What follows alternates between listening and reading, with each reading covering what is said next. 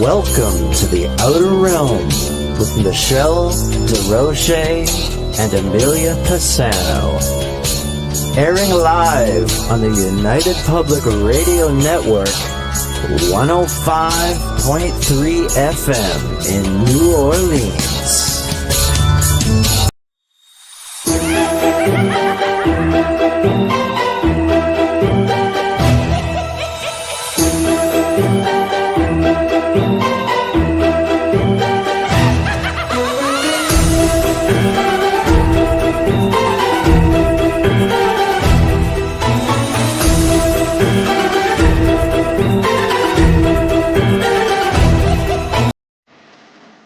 Hi, I'm Brittany Ashley, your host of Breaking Norms, Building Dreams, your guide through this transformative journey in both business and life. This is your place crafted for dreamers, doers, or anyone who has been told they can't. Get ready as we challenge those narratives together. You're tuning in live to the United Public Radio Network, airing on 105.3 and 107.7 FM in New Orleans. We are streaming on all the popular platforms every Monday at 3 p.m. Eastern Standard Time. Join me for a candid and thought-provoking conversation celebrating your unique journey because you are worth it. The Power Agency is built for those who move like predators, decide like weapons, and execute like their life depends on it. You're either fully in, or you're invisible. Are you ready to explore the unknown? Dive into the world of the strange, mysterious, and unexplained with Eerie Expeditions magazine. Each issue is packed with spine-tingling tales, cutting-edge paranormal investigations, and exclusive insights into hauntings, cryptids, UFOs, and more. Whether you're a seasoned investigator or just love a good ghost story, Eerie Expeditions magazine has something for you. Join our growing community of truth seekers and adventure lovers. Subscribe today at EerieExpeditionsMagazine.com and unlock the secrets of the supernatural. Are you ready? That's EerieExpeditionsMagazine.com, where the extraordinary is just a click away. Dare to discover. I'm not sure if I want to be messing with the supernatural. Welcome, everyone, to Author's Quill. We don't do supernatural stuff here. Y'all can go find that somewhere else. There's no ghosts here, except for Bob. Bob likes to hang out with us for some reason. But other than that, there's no supernatural going on here. We have John Good with us one today, and later in the show, we're going to have April Solomon with us. And we're going to be chit-chatting for a little while. You know, I get a lot of questions, especially when I'm out lecturing about writers of the future. Now, they asked me, this is the man you need to talk to. I mean, I can answer X amount when I'm in the field because I know these guys pretty well. I've been hanging out with them for a while, and a lot of the stuff I'm familiar with. But still, there's a lot that goes on, like behind the scenes. And, you know, they have a big crew. I mean, John, how many people actually work on this when the gang comes in? I know you got people all over the damn place, but when the gang gets here, when all the winners get him, I mean, how many people you got running around? Well, we have... With the actual Rise of Future, we have Joni, and we have Jason and Maliva, and then we have myself and Emily, and Claude. He's the one that does all the social media stuff. So we're the main crew that actually does it. Then you've got the TV company that's there that does all the camera work for the event itself, and they've got cameras where they'll also interview people for the TV show being put together for Riders of the Future. But basically, it's us, and then setting up the event, we have to hire a bunch of people in for setting up and taking down. Yeah. But otherwise, you know, it's, as you know, we're very dedicated to it. So we work long hours, and we wear a lot of the different hats, and we're very elastic with the hats. So, you know, I know that. Set up something here. I mean, you got Emily helping unload the trucks when she's not here during the workshop week. She's there. She's helping unload the trucks and setting up the stage and cameras and stuff, as well as putting together this script and, you know, working at the camera shots and angles and stuff. So, well, Emily's new name is She-Ra, so we after the cartoon character. And I'm telling you, people, the girl works like a maniac. she's I stop to pick on her every once in a while, but I don't harass her too much because I know she's going, coming, going, coming, going, coming. When she wants to, she'll stop and harass me, which is just as good. So they just she's at the work for warehouse me. right now with Sarah. They're loading the van. They're the pulling all the thing. stock and loading the van for San Diego Comic-Con, which is we leave for San Diego Comic-Con a week from Tuesday. So while I'm doing this show, they're at the warehouse pulling all the stock and the event stuff like that. And when Sarah is the demon woman, just so y'all know. It's she don't when she stops you, said don't let her stop you, because she stops you, that's it, you're buying something. I'm just telling y'all ahead of time.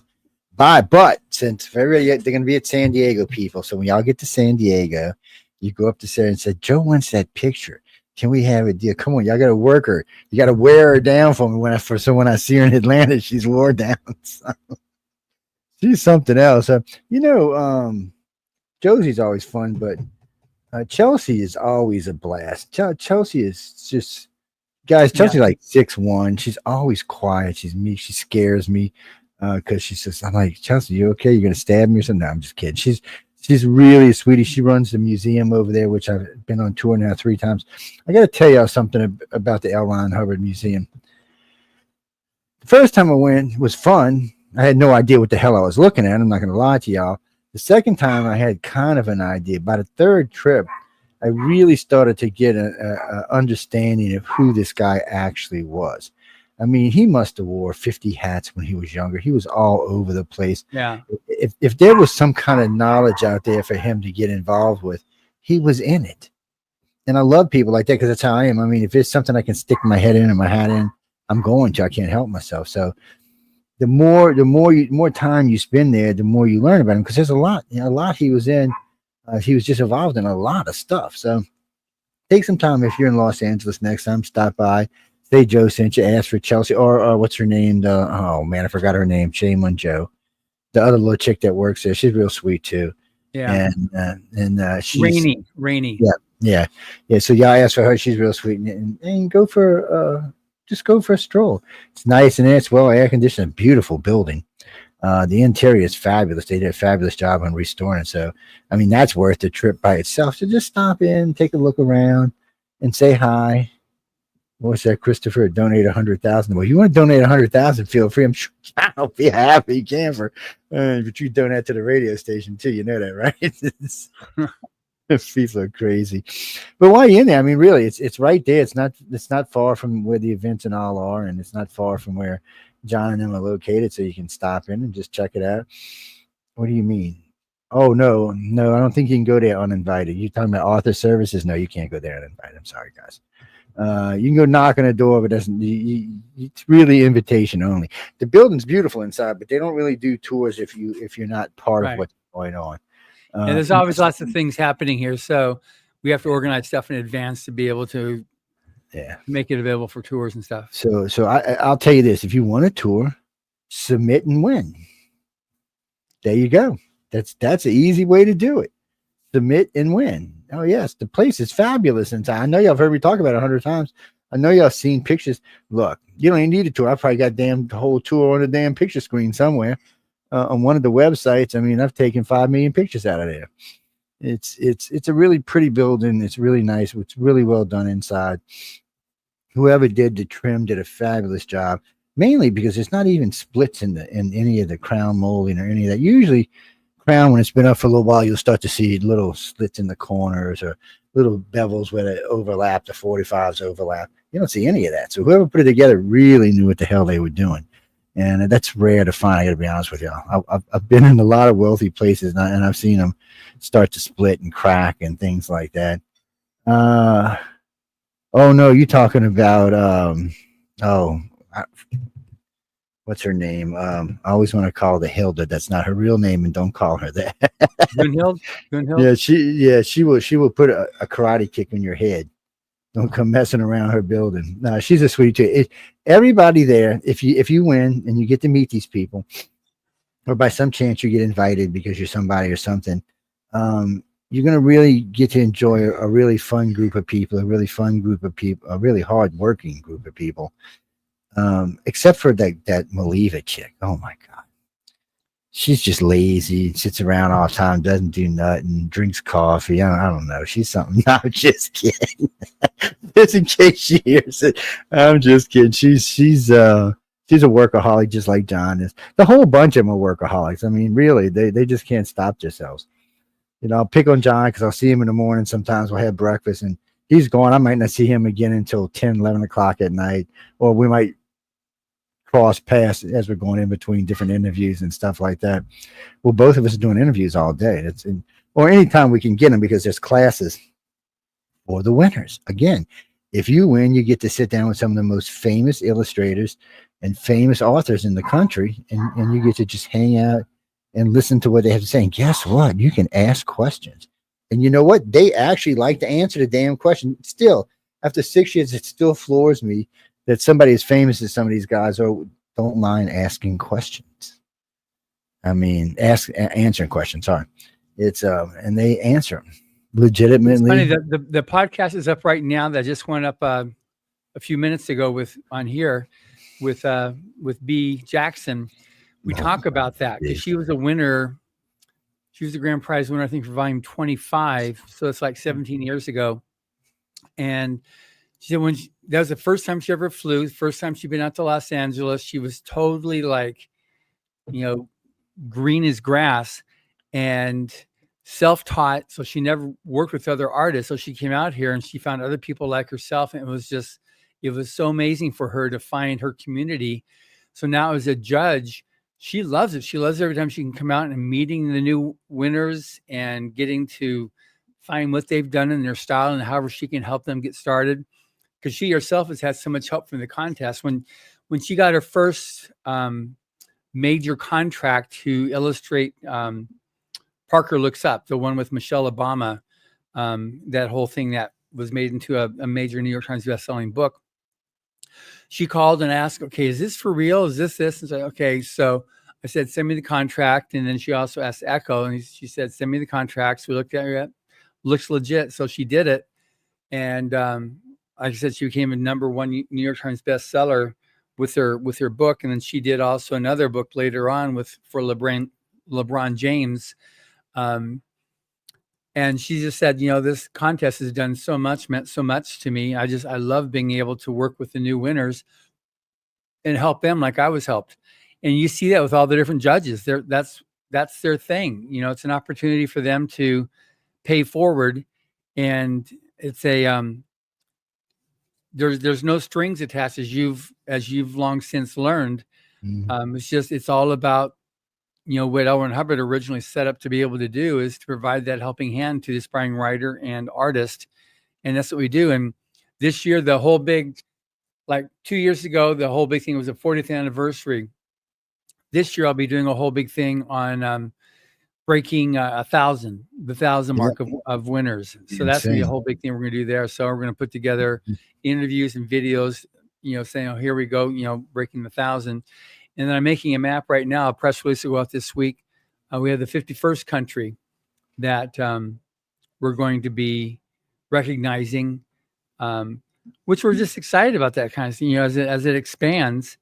And so it's really fun. I think it's just being able. I think it's Slovakia it's Romania. That's the 51st country. But I'm making a map showing all the different countries, and I'm going to go out to welcome them as the next country with winners for the contest, because it really means a lot for their careers.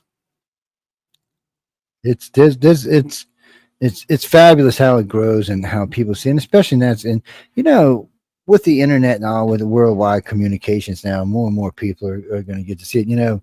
I did a Zoom, I guess I should call it a lecture. I did a Zoom lecture about 3 days ago out of DC.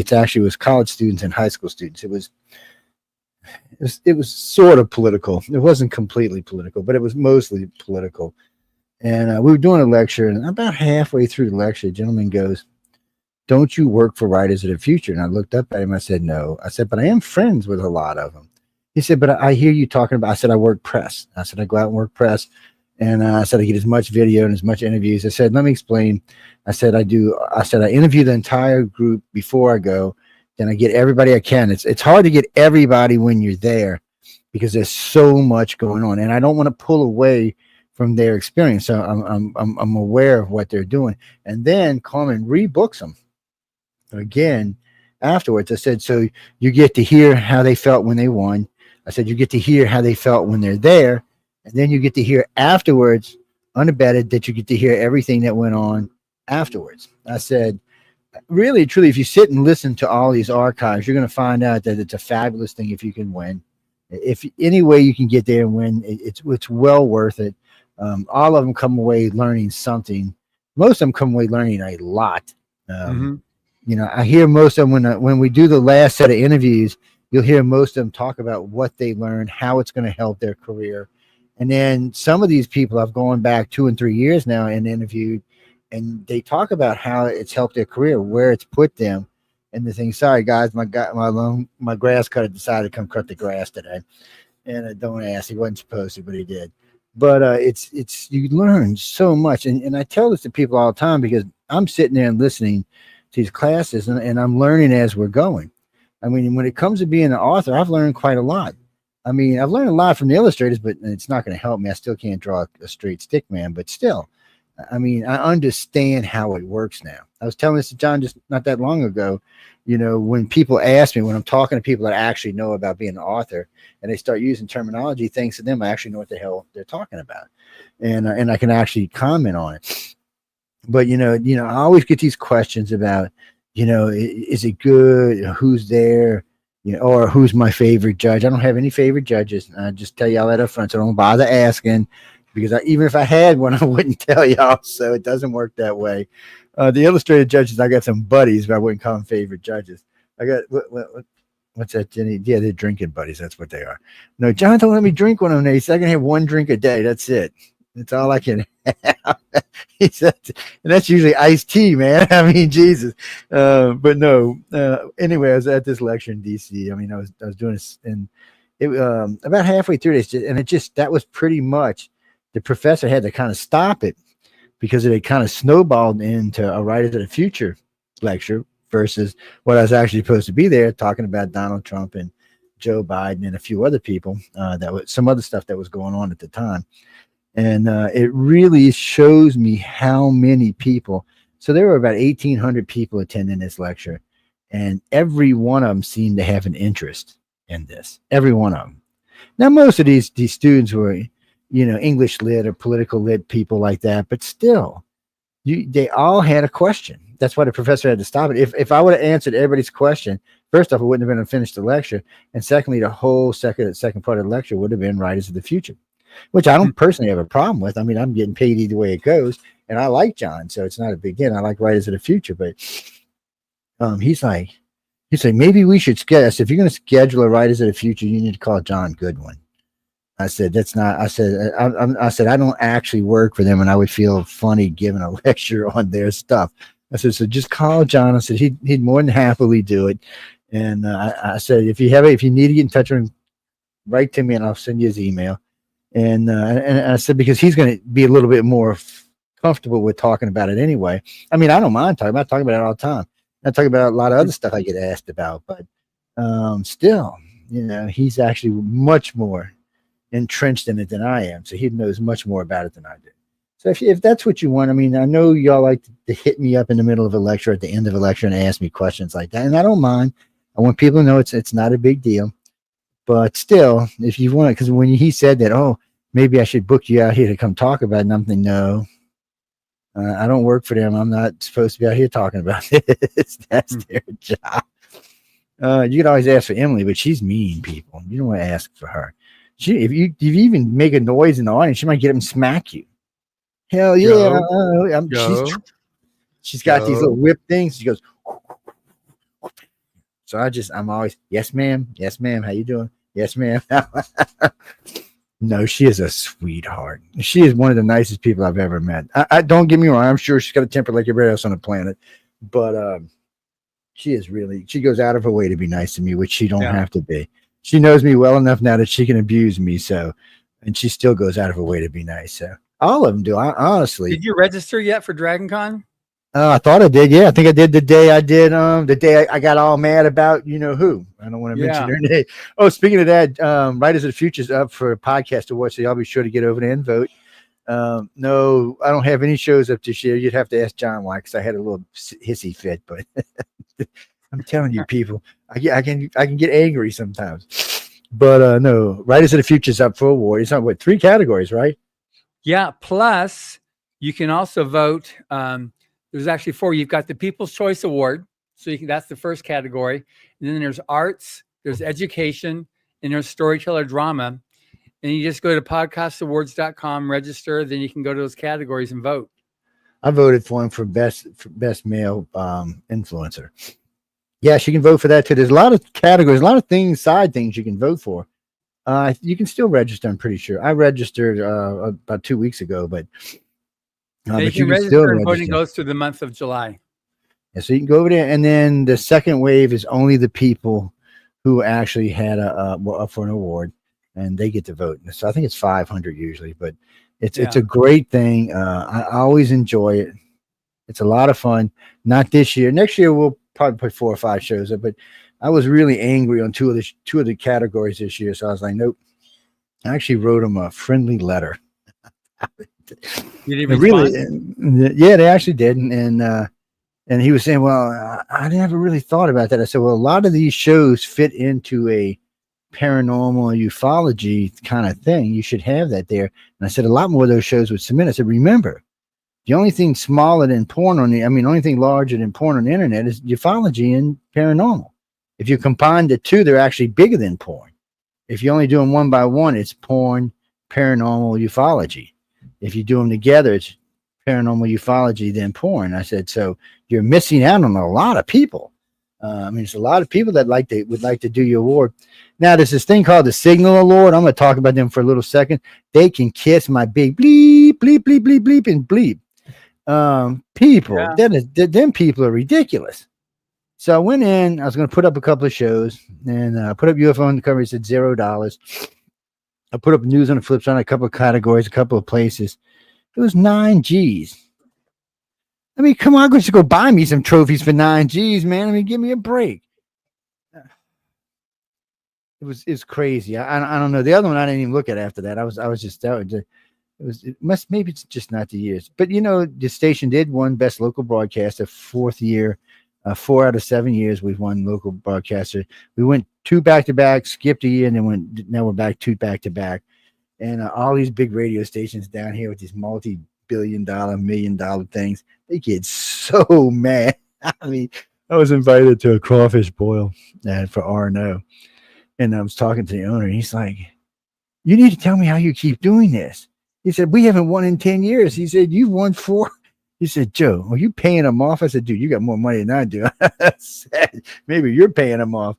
He's like, I don't understand. I said, you don't understand. I said, because you offer pretty much politics all day long, 24 hours a day. I said, we offer politics. We offer weather. We offer fishing. We offer how to fix your website, how to fix your life, how to fix your business, how to chase a ghost, how to chase a UFO.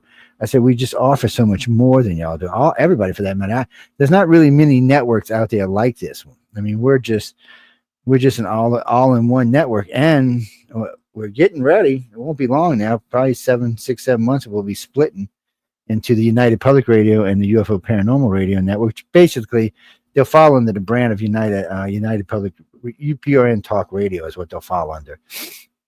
And they're technically going to be 2 separate networks. You're not going to be like this show won't be on UFO Paranormal Radio. Neither will the chat, neither will news on the flip side, neither the 2 girls you heard earlier or the Fred Smith show, Matrix. None of them shows will be on it'll be on United Public Radio. And then all the ghosty shows and all the UFO shows will be under UFO Paranormal Radio. Yeah.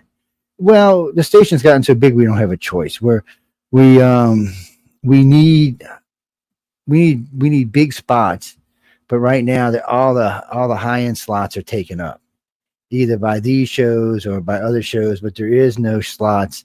All the slots now you have to work really hard to get a big audience on.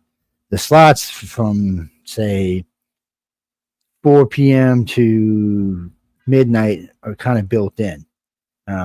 weekend's a little bit different. You can start around lunchtime and go up from there because there's a lot of people home on the weekend. So you can get a lot like that. What do you mean? Oh yeah, no, those shows cost. Yeah, I'm sorry, guys. There's really only one way to get on this network for free, and that means you have to have a pre-built-in audience of 1 million people or more.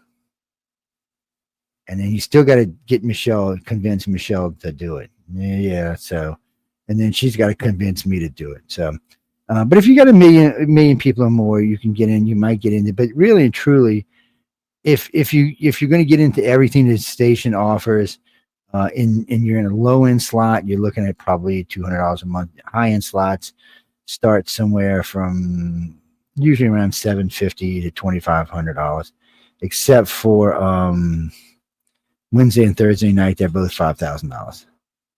Hey, you're going to start out with 3 million people. We just don't give 3 million people away for free.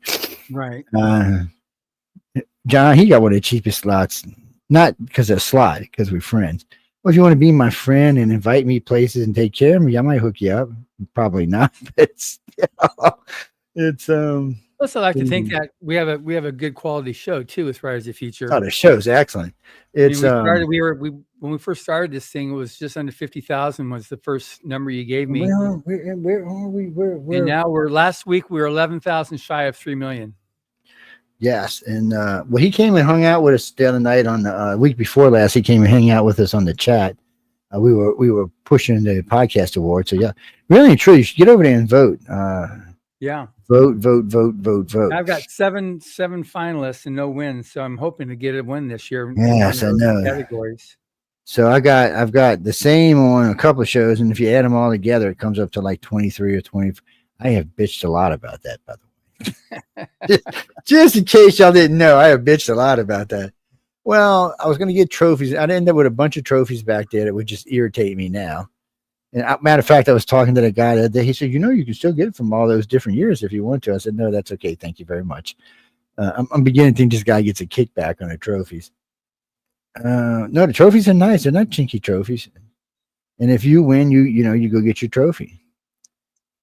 Anybody can put a show in for the podcast awards, for the People's Choice Awards. It's a little minor fee. It's not a lot. I think it's like $50, and you can put a show in. But just know going in, there's a lot of good shows on there. This show will be on there next year. The only reason it wasn't on this year because it's not quite 2 years old yet. So once it breaks 2 years, this show will definitely be on there next year. Well, this show's got a good chance of winning. It really does. And John Show's got a good chance of winning. UFO on the cover right now, there's just not a place to put it on their. There's just no way to really put it. When you go looking around on their different categories, there's no real place for it. News on the flip side, I was going to put on, but I seen Jean shows up there this year. Jean beat us last year, and she beat us. She deserved it. And I was looking at her show this year compared to ours. She's going to win again this year. She's just got a really good, well put together news show.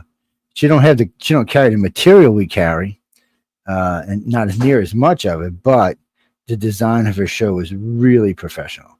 And I'm going to vote for her, and I think that's her name, Jean, and I think her show is going to do well.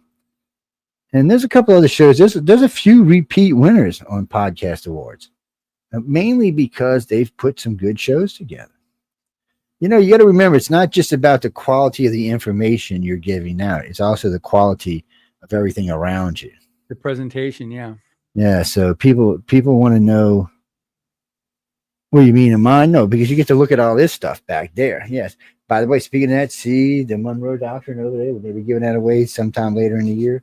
This one over here, Into the Stars, we're going to be giving that away as well.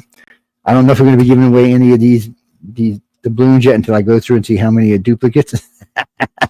Then after that, well, I should have waited for April to come on. But anyway, I'm getting ready to set up a wall in the studio just for books or signed books that I get from different authors, some from the Writers of the Future, some from other authors I do.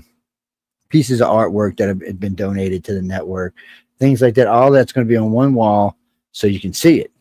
And yeah, well, it's because people send us stuff, and some of that stuff will be up for some of the stuff is in duplicate So you might get some of it is not. Some of it's a one-time piece. Those pieces are staying right there. They'll always be seen.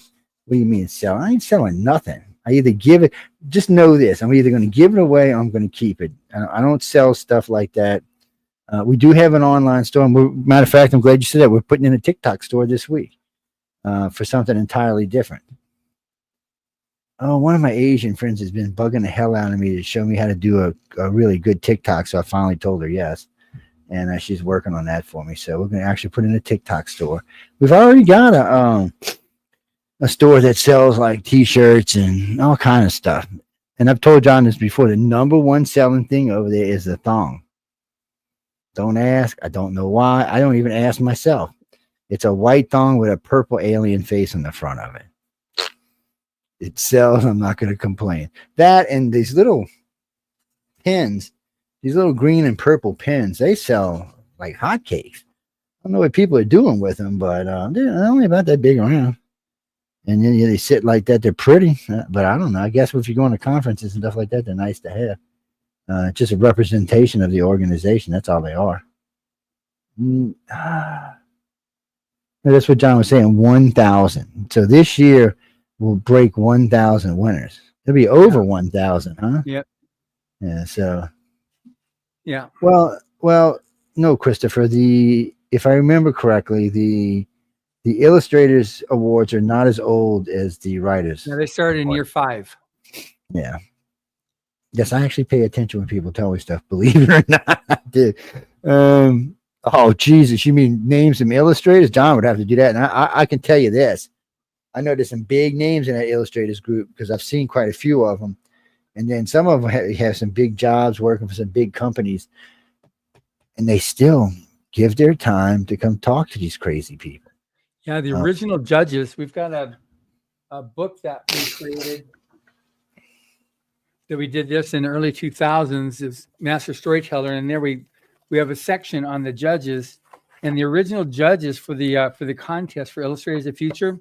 If you're an artist and familiar with it, Ed Cartier, he was one of the biggest, most successful illustrators of the Pulp Fiction era.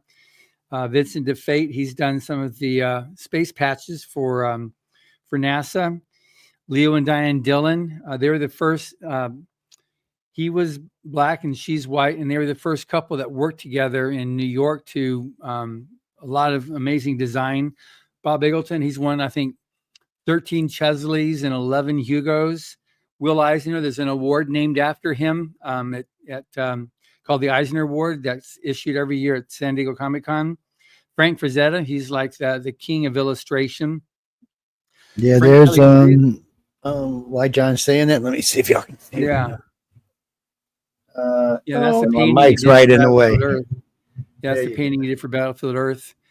And we have about 7 paintings he did for L. Ron Hubbard. He loved L. Ron Hubbard's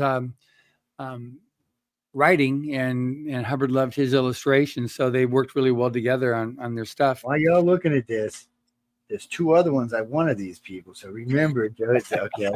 Now, I don't know. Sarah said that the lion one was sold out. I don't know if she was lying to me or she was messing. If we get the Lepertige, so if somebody returns one, then we'll have it that we can actually do. That one there was definitely done. Yeah, I should have bought that one when I was in. That's my own fault. She had one when we went in. I seen them in Dragon Con, I think, year before last. Yeah, we said it was the last one. He didn't believe us, and it was. Yes, it was. She sold that bitch. Excuse my language. That weekend, God, she's a saleswoman. When you look, if you see her and Emily out there, run. I can tell you, run, because you're gonna buy something if you don't. Yes. No, they're so nice and sweet. A whole bunch of them are so nice. It scares me. I say this all the time. I'm waiting for somebody to jump out of a closet with a bunch of axes or something. This has got to be one of the. I've worked with a lot of groups in my years, and this got to be one of the nicest, sweetest groups I've ever had the pleasure of working with. Well, no, I've worked with a few other contests, but most of them, well, we're not going to get into that. But most of them, just I wasn't happy with, and we'll leave it at that. And then, now the thing about this contest that's different than any other contests is that it's free to enter, and Winners are flown out from wherever they live in the world to Hollywood for a week-long workshop. Right now, we've got the Roosevelt hotels trying to underbid the Lowe's hotel to get our business this year. So we're not sure if we're going to be back at the Roosevelt or not. But they're saying whatever Lowe's does, we'll come in under. So Roosevelt's a pretty, it's a very famous hotel here in Hollywood. That's I like the medicine at the Roosevelt, but I like both of them. You get used to them. They're both nice hotels. Yeah, they had problems with the elevators. They said the elevators are being fixed, so you'll have good elevators. So that was a big thing for us. You want to know the biggest thing about them? They don't lie, cheat, or steal. Like some of these other conferences. Anyway, I shouldn't have said that, but it's true. John knows. I mean, John and I are friends now, but I gave that man a lot of trouble, and that's saying it mildly. And I've been nothing but impressed with John since I've actually met him in person, and nothing but impressed with the people who work for him in the conference. And when I go, and I still harass them, don't get me wrong, and I still ask impertinent questions, which I shouldn't ask, but they always answer. Always. Sometimes they look at me like what? They still answer, and the people over at Author Service answer. I mean, I don't know how I might actually do a thing on this one day and just do a whole featured hour article on this. But to be honest with you, it's rare to find a group of people and remember, I'm press people, so technically I'm dangerous. And whoa,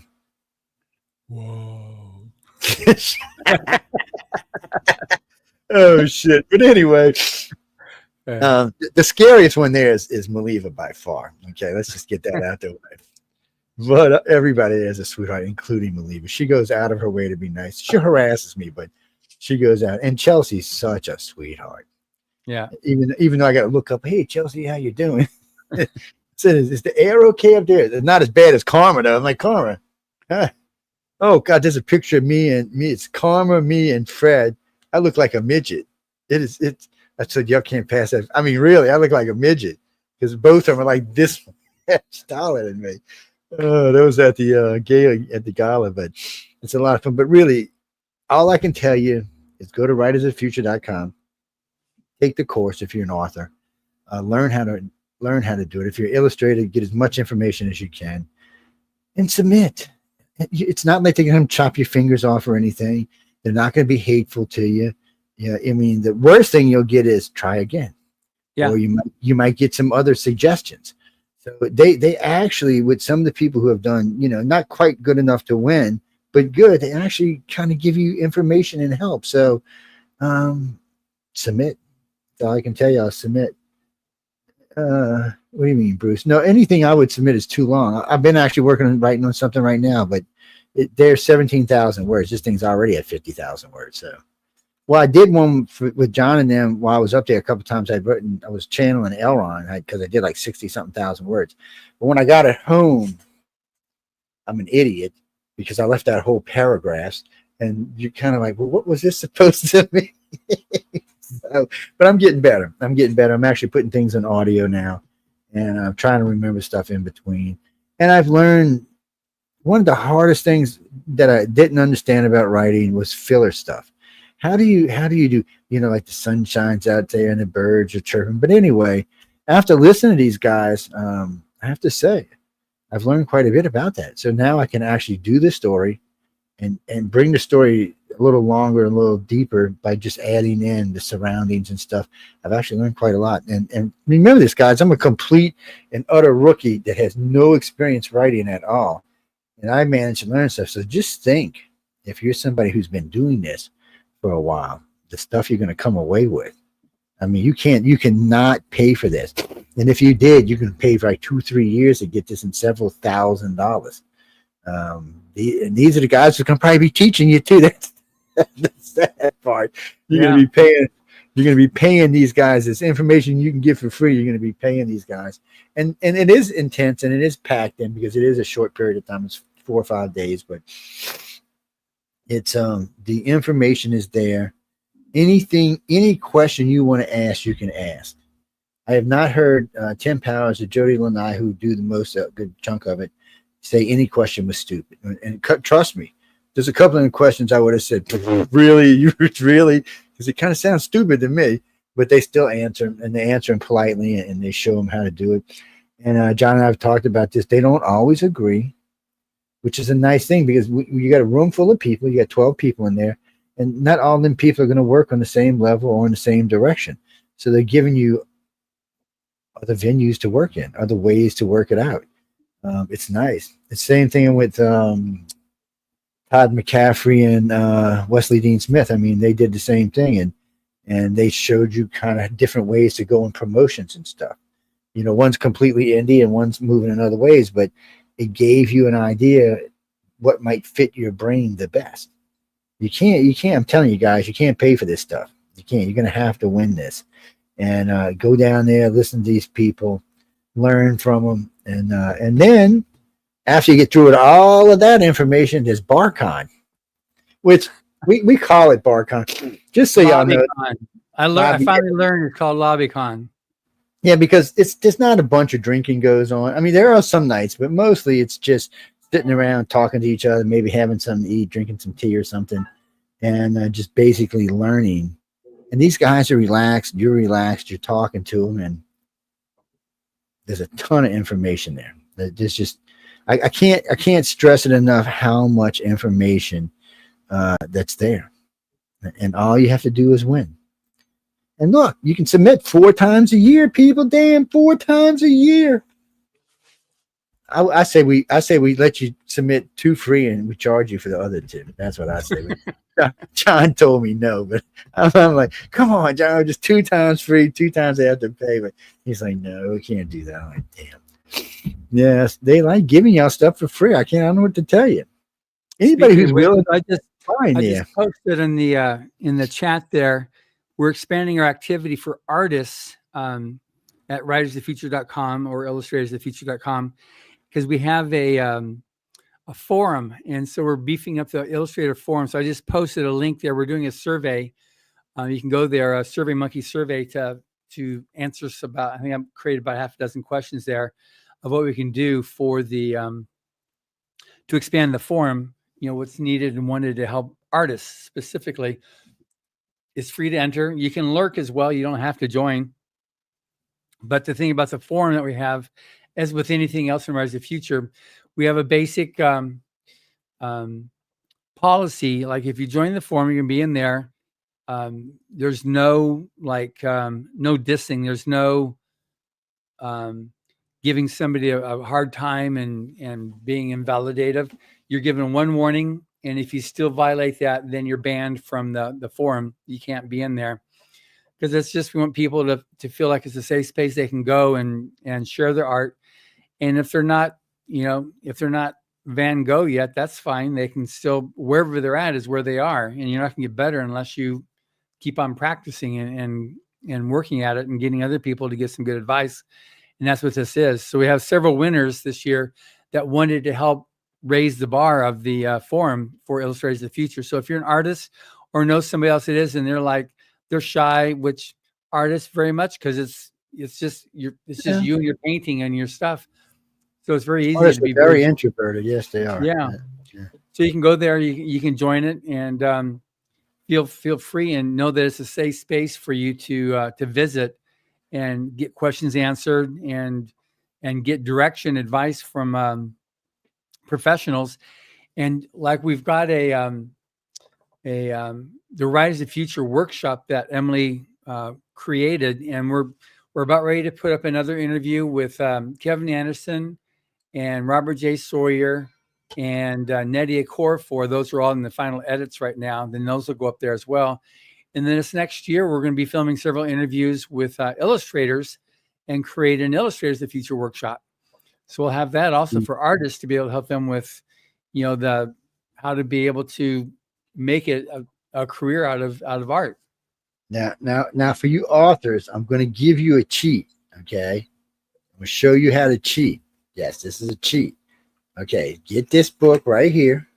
Okay, or just meet the guy who wrote this book. Okay, that's what you need to do. Somehow or another, he manages to get one of his people in every year. I'm not sure how he does it. No, he's not paying off anybody, because I know better than that. But Wolf, somehow or another, always seems to have somebody representing him there. I don't know how, but it's he's an interesting character. So that's don't tell John I did that. Okay, I'm gonna get in trouble. Not supposed to let y'all cheat. But anyway, take a look at it and see. But it's the course is very interesting. I've taken it about 4 times myself. When I get to the end where you got to write the story, I'm kind of like, But everything else really makes a lot of sense to me. And to be honest with you, taking the course, and if you win and you get there, so you have all that information plus the stuff you've been gleaming in your own life. Now you've got these big dogs. They're going to put it all together for you. And once they do that, it's up to you where you go. So I know quite a few of these authors have done quite well for themselves. I know quite a few of the illustrators have done quite well for yourself. I guarantee you, when you go to a company and you said, I want Writers of the Future, you got a door. It's one step in, 1 foot in the door is how I should say it. You've just put one foot in the door. It's helped you to get you there. For a lot of companies, it might even be two feet in the door, but still, it's there and it's going to help you, and they're going to take you more serious when they see this. They're going to be like, "Oh, really?" Because not everybody can win, and it's not. It's not. I mean, come on, it's only 12 people. Well, technically, it's 24 people a year. No, I mean, there's 12 winners a year, and there's the big dog winners that nobody knows about till you get to the gala. Yeah, that's the grand prize winners, but everybody else has won, and there's a first, second, third, and fourth place, or first, second, third place. And I'm telling you, if you can win, whether you're an illustrator or an author, if you can win and you can get your butt in there and meet all these people, it's going to change your life. Matter of fact, we were just talking with somebody from the UK the other day, and actually 2 back to back, 1 week, 2 weeks, 2 weeks back to back. And when you listen to them talk, you can tell it's changed their lives. And it's changed their lives in a couple of ways. Not just they might get more jobs out of it. It helps to motivate them. Where before you might have kind of been lagging along. Well, let me try this. This actually motivates you. When I talk to people after the gala, because, Carmen will book them afterwards. When I talk to these people afterwards, they're motivated. Which is, way more than when they got there. Even though they were motivated when they got there, I don't want to take anything away from them. But when they left, they were more motivated. They were out there working it. And I was talking to somebody, this week, and he was telling me before he had like 1 book, now he's got 4. That's motivation. And you never know which is going to be the book that goes whoosh. Yeah. Look at Ender's Game. Boom, bam, big old movie out of that book. There's lots of books you're going to hear about that actually drove people to make big movies. Well, Stranger Tide is from 10 Powers, and that's the motivation for what? 4 movies? The Pirates of the Caribbean is what I'm talking about, people. Yeah, that was the motivation for those books, for that movies. Yeah, so that's what I'm saying. You just never know what book. You might be reading and thinking, well, it's not a bad book, it's not great. And then boom, next thing you know, somebody's asking you, can I look at Fire in the Sky? This is a book. I read the book, and the book was, boom, they made a big ass bold movie out of it. So you just never know what it is, and you never know what it's going to do for your career. Is it going to make your career? Is it going to make you wealthy? You never know until you try. And at least with these guys, you have a good chance. Oh, you're going to be the next J.K. Rowling. Look, I hope all of y'all are the next J.K. Rowling. I hope so. That'd be cool. Just not her political views, but everything else I'm fine with. Y'all can do it. Well, we're not going to get into those new Beastie movie thingies. It's maybe we'll do a show on that in the future. Maybe I'll do that on a chat, but no, I didn't. No, we ain't going to talk about it. How's that? Just leave it alone. By the way, for the people in Rumble and for the people in Pal Talk, because I know we now have the Pal Talk chat room back up and running. So people, you can come join us either on Rumble or YouTube or even Facebook if you want to. And that way the questions actually come in here and I can turn them on right here and they show up. We're just going to do some jibber jabber. They pop up right here. And for everybody to see them, or I can do this. And they'll pop right into the room, and you can see them like that. That's just jibber jabber, people. But either way, it makes it easier for John because he's not seeing y'all. He's looking at me like I'm crazy when I'm talking to y'all. Or the people I'm who are watching. I'm seeing the stuff that you put up there because I joined the YouTube with YouTube. Yeah. Okay. Okay. Which one of these did I have up here? Okay. UFO Gods and Extraterrestrials is right now. Yeah. Jibber Let's see. Jabber. Okay. Which one? Okay. Let me go find it. That's John. And I sent the link to April too. Yeah. Did you? Because I sent it to her too. Yeah.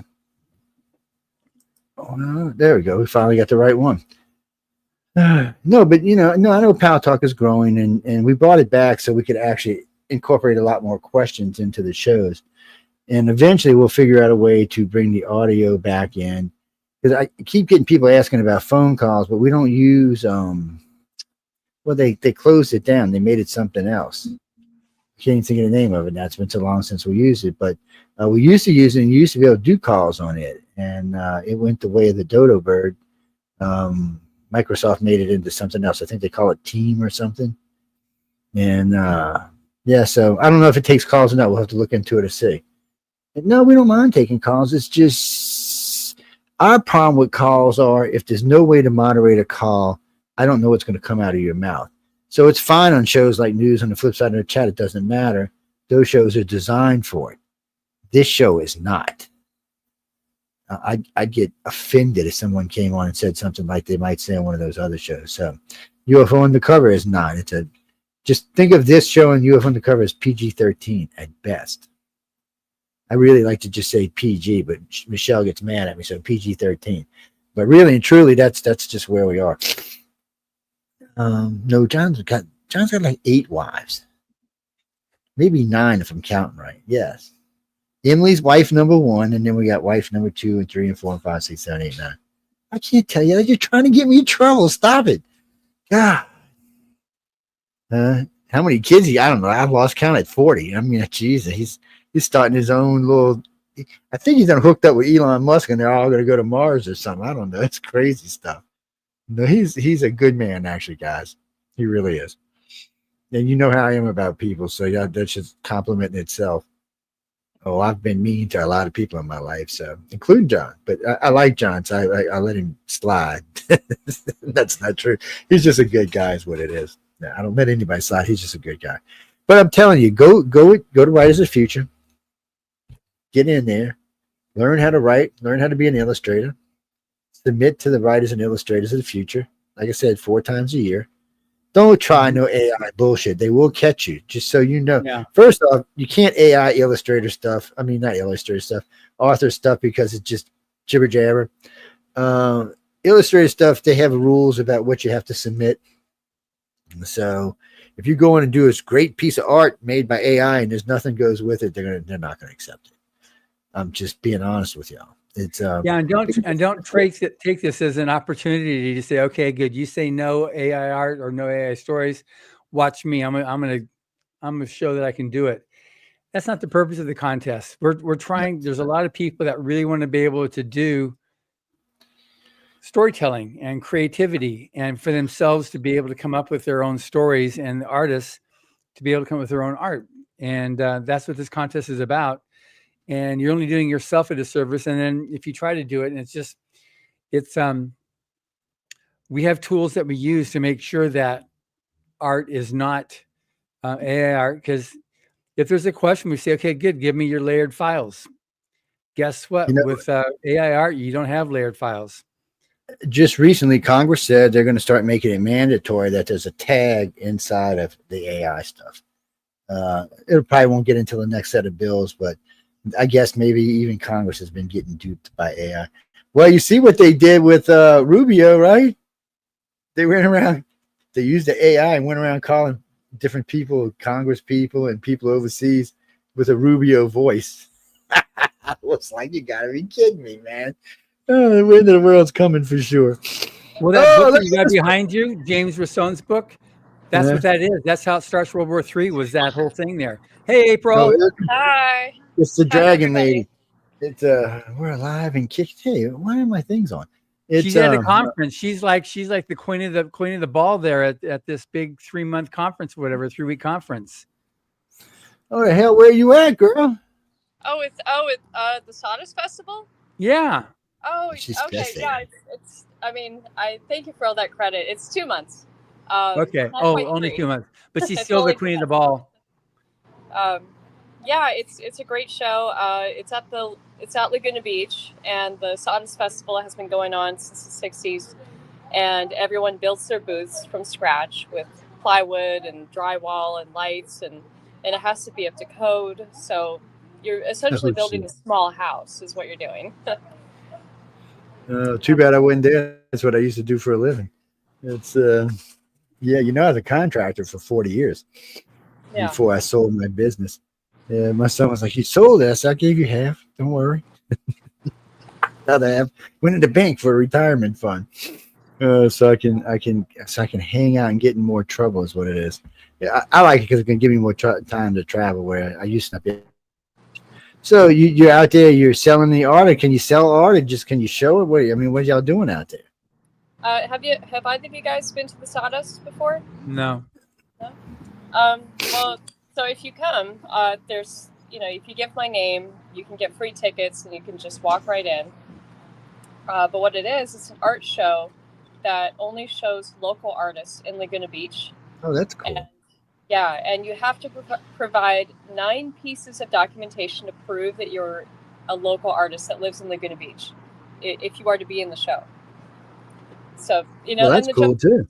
it's very cool. And the joke is like they need a blood sample and all that. Like 9 pieces of documentation is a lot, and That's a lot. It's like, wow. It is. It's a lot. Are you going to be? Well, you are you got going to San 9 Diego at all? pieces easy. Are you going to San Diego at all for Comic-Con? I don't believe so. No, unless someone asks me. Okay, but you're going to Atlanta for Dragon Con. I am. Yes. Good And deal. also, Yeah, I gotta send around the invitation because we're going to do on I think Saturday night. We're going to do the winter dinner. I'm going to organize up a dinner for all the different winners. I mean, everybody it's Dutch, but still we'll get all the people that from any of the years that are there. We got several winners from this year coming, but you'll be there, and there's like half a dozen people with booths there in the art show. Yeah. Winners over the years, and then Joe's going to be there. Yeah, I hear there's going to be a lot of people there. Yeah, I'm coming to harass it. Well, see, for me, it's killing 2 birds with 1 stone. My sister lives in Atlanta, so I get to go harass her. And my niece loves Dragon Con. She's like, "Can I go? Can I go? Can I go?" I said, "Yeah, if you go buy a ticket, you can go." She's like, "Big Joe." I'm like, "Don't Big Joe me. I don't hear that shit." It's like, because last time I paid for her to go, and then they didn't even go. They gave it to a friend of theirs. I'm like, "Oh, they just joke." Now she's got a little. Now I got I guess a god niece, whatever you call her. She just had a baby a couple months. I don't know about now. It's a couple years ago. Damn, I ain't even went and seen her baby yet. Shame on me. Damn. But anyway, I get to go up there and see them, and I get to hang out with John and them, get some press work done.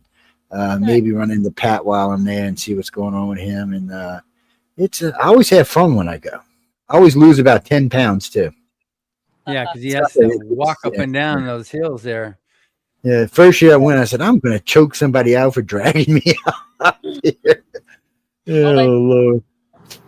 But what's cool is last year, April, they have it's the biggest blood drive in science fiction conventions, but it's the second biggest blood drive in the US, which is at Dragon Con. And so April did the art for the t-shirt, which when people donate a pint of blood, then they get a cool t-shirt. It's always a dragon because it's Dragon Con. So she did a dragon, which is great. It was awesome. Thank you.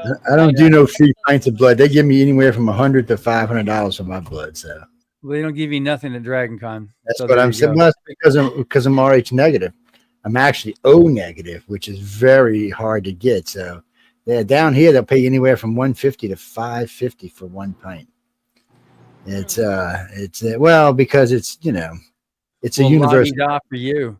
Well, it's universal donor blood. That's why, and it's not the easiest. But it's only 7% of the world's population, and it's a universal donor. So they really go after that. Well, because my blood they don't need your blood if they got my blood. I mean, that's just the way it works.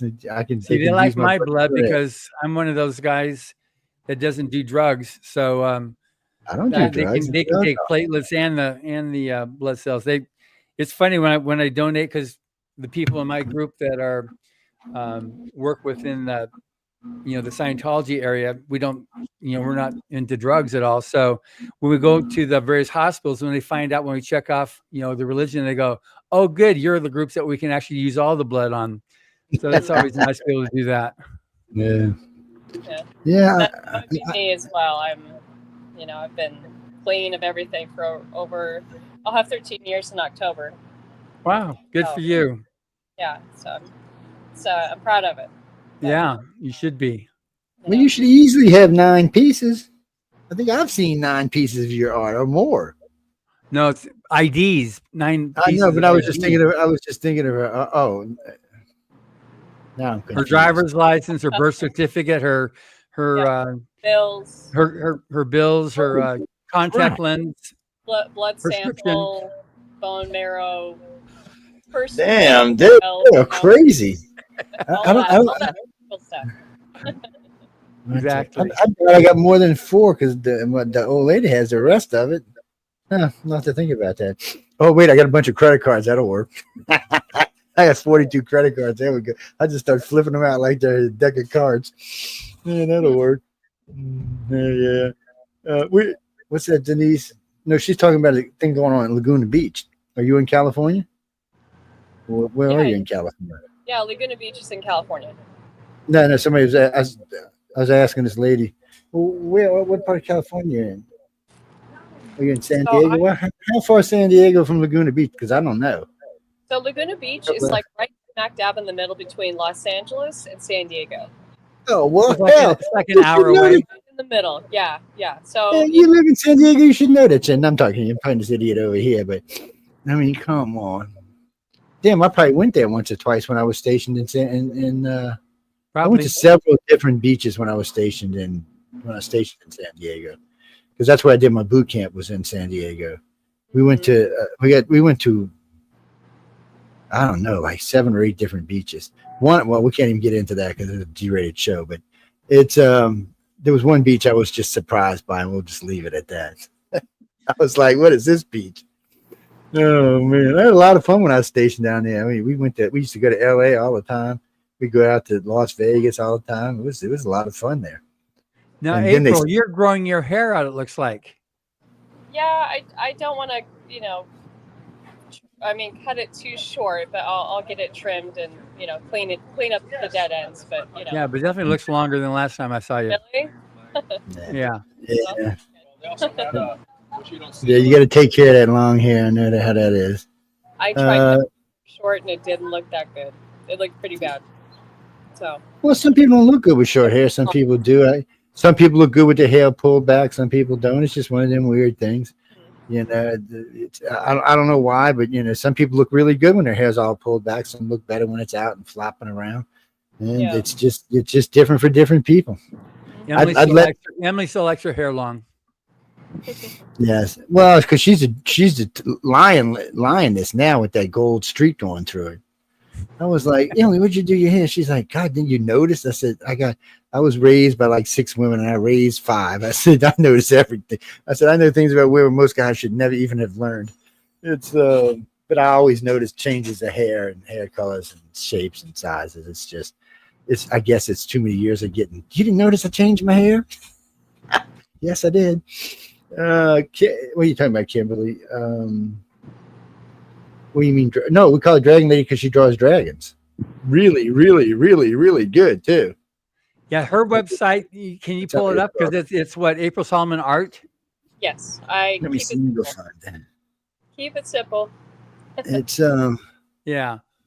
No, it's just she is amazing. I mean, you were the winner. She put Tom to shame. 40. Were you in volume 40? I didn't hear that. What was that? Were you in volume 40 or 41? You're 40. 41. Or 39. I think it was 39. Okay, you're 39. It was 39. Yeah. Okay. Yeah, Tom got mad at me when I told him you draw a better dragon than he does. I thought he was going to smack me. He said, what? I said, I don't know. I think she draws a better dragon than you do. I said, I think she's up there with. Yeah. I told Larry, I think she's up here with you, Larry. Larry said, I think she is too. Tom is a tall order. I don't know about that, but he does a lot of good stuff. I'm not saying. I mean, he does a lot of fabulous stuff, but I think your dragon was actually better than his. It's look, I'm an honest person. It gets me in trouble a lot. So but like when I was talking with Larry Elmore about it, we were talking about you, and she's like, "Come on now, pay it." So here I am talking with Tom Wood about you and Larry Elmore about you. People, if y'all don't know who Larry Elmore is, he's the dragon guy from Dungeons and Dragons. Absolutely. And April just has a talent for drawing dragons. I mean, some people do, some people don't. I got to watch her dragons because they look like they're going to eat you when you're not paying attention. Well, I don't have it here. A copy of the book? Yeah. You don't have a copy, Well, John. I'm in a separate room now where I do the podcasts and the interviews. I've got 40 and 41 here, plus the other books we've been recently promoting: Right. Final Blackout Through the Stars and Battlefield Earth. That's cool. Well, Anyways, when Joe gets the website up, then we'll be able to see it because I think you've got it on your website. now So what do you work? So right now, you still mostly doing dragons or commission work, or what do you books? I'm actually like expanding some new topics and new horizons right now. I'm always going to be painting and drawing my dragons, but I'm really interested in learning how to open up my portfolio and give a more broader spectrum of things that I can do, just so I can increase my my audience and show them that I can do more than just dragons, and and set myself up for success with companies that I would like to get work from. So I'm not just limiting myself to just one subject matter, Right? Because I do enjoy doing a lot of different things, but I've just been on this quest to I want to be known for my dragons. Like that's just been my quest. My number one passion is to illustrate dragons in a way that are very different and not this standard typical thing that you see in like a Spencer's gift store, but really design them like they're these motifs of godlike creatures, and just have really try and put some spirituality behind it. Right. But I feel like I'm coming into a new chapter of my career where I feel like I need to broaden and expand my repertoire and show people that I can do more than just dragons, and really dive deeper into that. So that's kind of been my new quest. Okay, what is this weird thing on my screen? Your art. Oh, what's that? I said, what is this weird thing on my screen? Can I make this thing bigger? So that was my my design for the first dragon in Garden of Eden.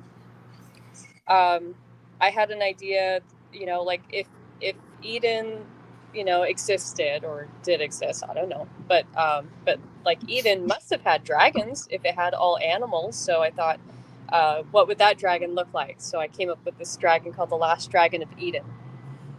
And it's cool looking. I know that. Thank you. I'm not on her website right now, people, so don't get carried away. And I've been updating my website, so I'm I'm feeling better about it. So that was a piece I did while I was at the Laguna College of Art and Design, and that's a very old piece. But we were asked to come up with different shape designs and merge some different animals, and and I always found a way to make it a dragon. I was thinking, shame when you're dragon trying to eat these little birds down here. It's not eating them; they're flying. they're all hanging out. They look like they hauling ass to me. Let me get out of here. Oh, that's cool looking there. It's a pretty dragon. Birds of a feather. Yeah, it's definitely a pretty. I have no what's it. Hey, look, I know her. That's not a dragon, but we know her. Wait, we're obviously in the wrong place. Wait, let me go look down here. Hey, I know her too. Let me go look over here. I know. Oh, there she is with everything around her and stuff. Look at that. You got some stuff, girl. Is that where you are? Is that the show right there? No. So the Sawdust Festival, if you go on to my Instagram, I've got some videos and pictures there. I do have information about it on my website, but if you want to see more pictures of the Sawdust booth, you can go into Instagram. You should be able to see it. Yes, I see your Instagram cross my page from time to time. You really got some nice stuff on there. Oh, thank Where you. are you right now? Because I see you're constantly patting down your hair, so you got lots of wind happening. Yeah, I'm actually outside, and I've got this picture behind me to, make it look like I'm in a house, but I'm not. I'm actually outside. Yeah. I hope that can you guys hear me okay? Yeah. Yeah, maybe Yeah, fine. There's like a road like right over there, and there's cars going by, so I wasn't sure. Yeah, we can hear the traffic, but we hear you fine too. Okay, good. Oh wait, I recognize this from. Yeah, There we go. I still have the original picture, yeah. painting. That was a big painting I did. That was oh shit. That was That's the painting for the book for Writers of the Future. yeah. That was that painting was 3 by 4 feet when I Damn, did it. that's nice. That's Because I neat knew guy. it was going to shrink down to 6 inches in the book, so I thought I'll make it really big, so then when it shrinks down, then it's going to read with a lot of detail. Yeah. That was my brilliant idea. And I hired a model. I did concept sketches. Where'd you find the model dragon from? The dragon was the easiest part, but the model, because in the story, this vampire is this specific race and gender and age, and so I hired a model that fit exactly those character traits in the book. Yeah. And Yeah. I had her pose with the bag. I did the lighting, professional lighting, and everything. And I hired my friend to help me because he's a professional photographer. So I got all these pictures of her, and I gathered all this reference so I could come up with a painting that was believable for the book. And I'm really happy with how it turned out. Well, Yeah. it shows me how much attention I pay. So I've seen this picture in the middle here before. The goddess of Atlantis. I never realized her hand was on top of a dragon. Yeah, he's kind of just hiding in plain sight. You don't see him at first, He's I just was kind of like, next to her. I was like, come on! I can't believe I just seen that. What's that, Glenn? That's why we call her the Dragon Lady, because she really does good. Thank you. And I don't know. that's what I did last year for Year of the Dragon. It's I've always been a big fan of dragons. I don't know, April. I think you might have it whooped. Where's the dragon you did for Dragon Con? That's in there. It's under original art. All right, I'll go clip over there in a minute. See, this guy looks like he might just be lunch. I mean, you get too close, you might be lunch. Yeah. He reminds me of the Dragon and Egan. Is that what the show was called? There were a bunch of dragons riding around fighting. I can't remember the damn name of the show now. It reminds me a lot of it now. Game of Thrones? No, this was way before Game of Thrones. This is probably a decade before Game of Thrones. It's I want to say it was EGON, but I might be wrong. Aragon? I think that's what it was, but it's been a long time since I've seen it. But I was surprised at some of the dragons, and I'm always surprised sometimes on television when you see a good dragon versus just let me just throw that in there and we'll call it a dragon kind of stuff. Look at you now. He looks like I want to go scratch him on the head. See what you're doing, baby. Was 3 by 4 feet, and it was made for my final project that I did while I was at the Laguna College of Art and Design. And So that was entered into a contest at the college, and it won first place, and then the college purchased it from me, and now it's a part of their permanent collection at the college. Yeah, that's way cool. So now you're painting these. I mean, what is the medium and what are you using? I mean, is it oil? Is it It's oil. charcoal? Okay. Yeah, oil. That's why. Oil and clayboard wood panel, and what I learned, like by doing this painting, is that the preparation is about 80%, and 20% is the execution of the painting. See, I'd love to see him. I'm a big fan of oil. I'd love to see him up close and personal. Matter of fact, I was at the museum. I got my hand slapped. I was in the museum in New Orleans. They got such great oil in there. You want to touch them, and you're not supposed to. But boy, I just wanted. Right. I said, Really- keep your oily fingers off of there. We can go back to that one. It was like, So you should bring your checkbook so when you see April, you can buy one of her oil I can't, paintings. for her. I can't afford April. She costs too much, man. I had to take on a She's second worth job. every penny. You know that. I'm not saying she ain't. It's this is interesting. Now, see, this would make a great Mardi Gras thing. So what they do down here is they do oils, and then they take the oil and they turn them into Mardi Gras posters. And like Larry Harris, he did it for 10 years, a whole decade. He made millions. I mean, literally millions off of them. Wow. Well, I mean, an average Mardi Gras is going to be 3 to 5 million people. So 2 to 5 million people. And half of them are going to buy a damn poster when they're here. And that's what I'm saying. He made a lot of money. And I ended up with one of his, it was 5 foot tall, 3 foot wide. I found it in a museum by accident. It's him. It's the devil with the devil, with actually a guy with the devil woman standing on one side and the angel standing on the other side, putting their hands on his shoulders. And that thing sold literally, I think it sold like 3 million posters. And I got it for $750. The guy said, "Oh, it's old raggedy. It's probably." I got it home and lightly dusted. It was beautiful. I think it sold on auction for like 33,000. It might even been more than that. Yeah. Wow. Because he's dead now, so Unfortunately, your art's worth more when you die. I hate that. So what we got here? A wolf? Yeah, that was for a They gallery call you Wolf Lady. in Los Angeles called the Hive Gallery. And I did See, you got such detail to your work. I didn't mean to cut you off, but the more I look at it, I mean, you kind of remind me of Echo in some ways because she's so detailed when she does certain things. I mean, she just makes sure every little thing is there. And it's one of the things that turns me on about art is when someone takes the time.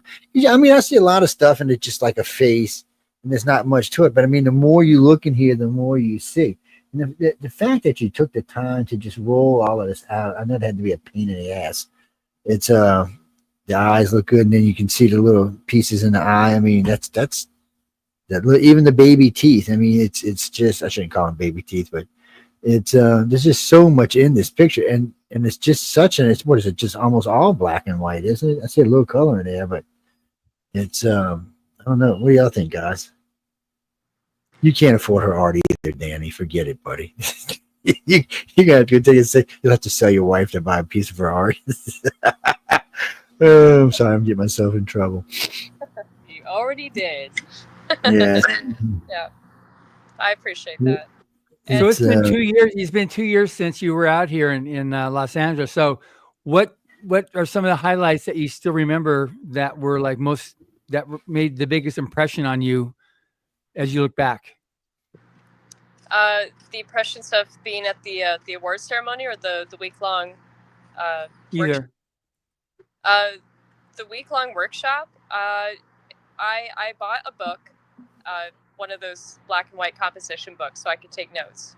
And meeting everybody for the first time, meeting you, meeting everybody, and being able to indulge in asking questions and asking my heroes anything I wanted, and then spending time with them, like actually spending time with the people that shaped my future long before I ever, they ever knew that I existed. And, like Larry Elmore, I finally get to shake the man's hand and, introduce myself and let him know that he was such an inspiration for me.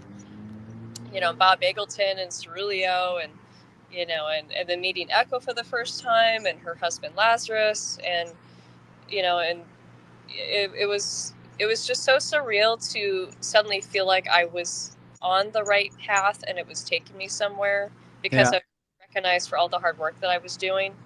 But, and I'm not saying like and I truly mean this, I really feel like I'm not there yet. Like, I feel like I've got another good 5 or 10 years before I get to where I really feel like I'm trying to get to be completely honest. Because the artists I look up to, they've achieved this, this level of professionalism that that I'm seeking. And, but being treated the way that I was treated at that workshop, it really felt like for the, won it for not the first time, but I guess for the very first real time. Like, I've never had a red carpet rolled out for me before. I've never shared that kind of spotlight with other artists before, and I never had a chance to like receive an award of that prestigious quality before.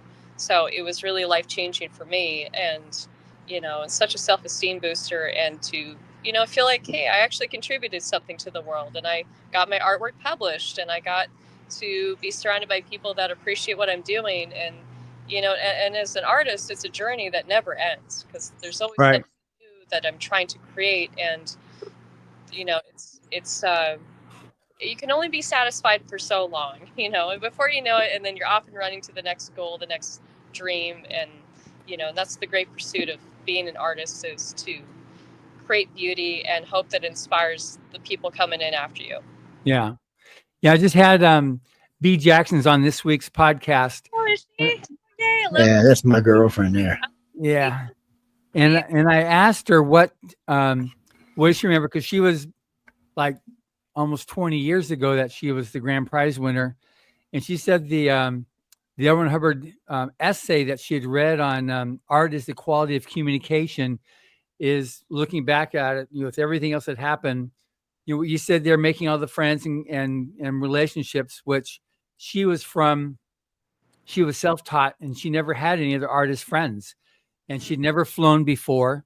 She'd never been to Los Angeles. It was like a whole new thing for her. So when she came out here, she was like so amazed with it. But then that art was the quality of communication, and her art, her ability to communicate with her art is just superb. And what she does, like that Parker Looks Up that she illustrated, is just like, it's so full of her communication of what's happening there. And then what she did a whole Christmas thing with Target, and she did the several other books too. She's amazing. So I look at your stuff there, but anything like that stands out in your mind from when you were there a couple years ago?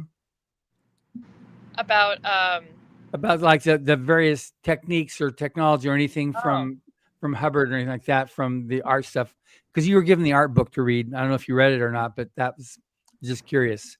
I think the techniques I've been, I've kind of just really I think found a way to make it a part of my everyday life.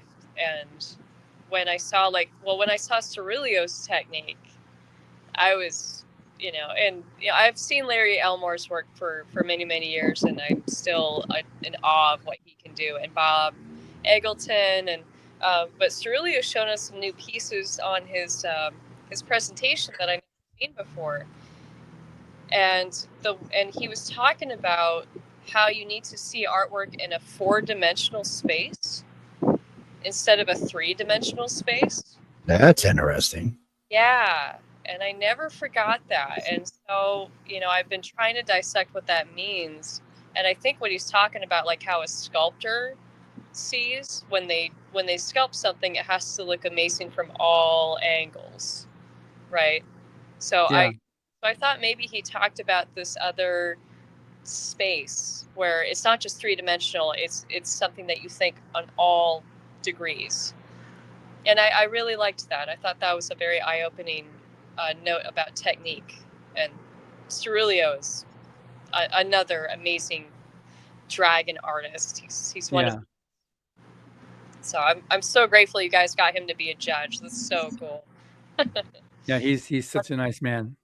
Mm-hmm.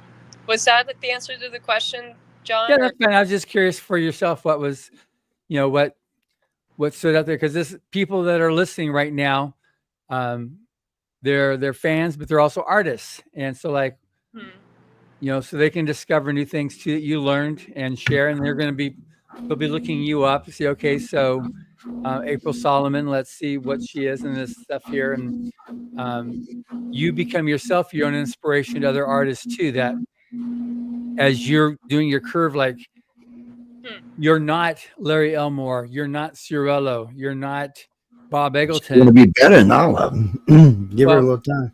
I'll give you time, but just they can maybe more relate to you. It's like what we find with the winners, they can sometimes better relate to people like yourself, because they're like totally like intimidated, like, oh, I can never be like blah, not realizing that everybody has a curve.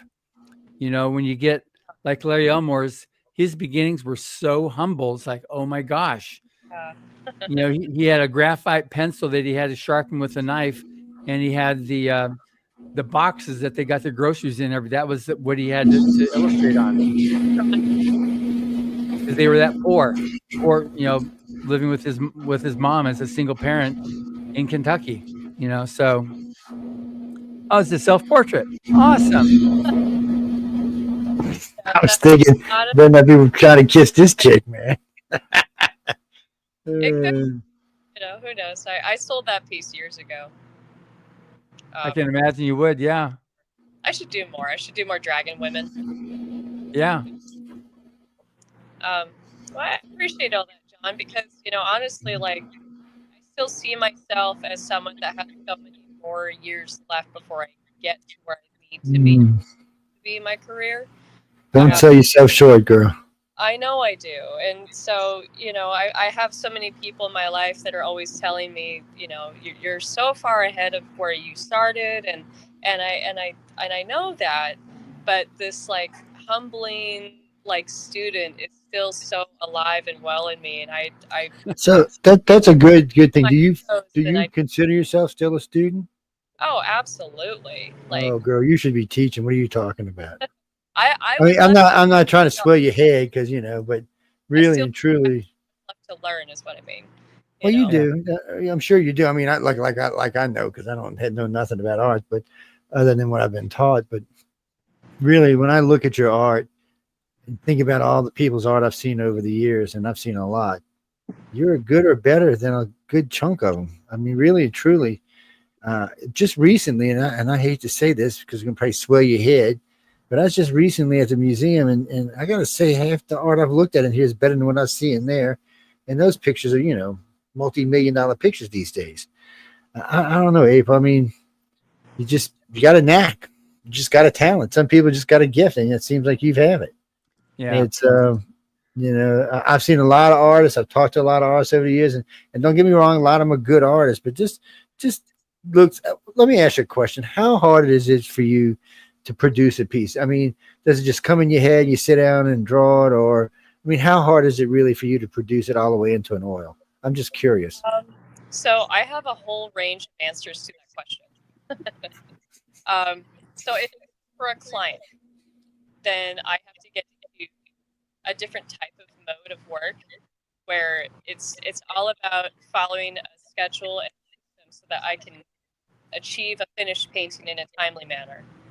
And what that means is getting a description of what they need, drawing those thumbnails, doing the valued sketches, coming up with the color concepts, getting the photo references I needed, and then transferring the drawing and painting it. And that can take anywhere as long as a week to a month, depending on what the project is. That's pretty fast. And that's thanks to my school. My school really drilled into how to work efficiently and fast. So if I have like anything that comes my way, we're like, you got to have it done in a week. I'm like, I can do that, because my school was so good about putting us under the pressure to get it done. But if it's like for me, like a personal project, I tend to be a little bit looser with my system. I'm not so like thumbnail, color study, values. Like sometimes I draw and doodle, or go to a museum and draw fossils and bones and just see what inspiration comes along and what hits me. And, you know, I'll kind of like muddle my way through the forest a little bit. If it's a painting for myself, I'll take a little bit of time and I'll meander. You know, I'll just kind of play and speak, and you know, it's very different compared to working for a client. Different process. Yeah, no, I can understand that. It's you have a very good understanding of color. It's one of my favorite things too, with people who actually understand how to use color. I've actually commissioned a couple of pieces over the years, and the last one, the guy wanted a year to do it. I'm like, what? I said, a year? I said, by then I won't want it anymore. You know, my personality changes a lot. I'm a little skitsy, so I was like, can you do it in like 3 months? Yo, no, and it wasn't even that complicated.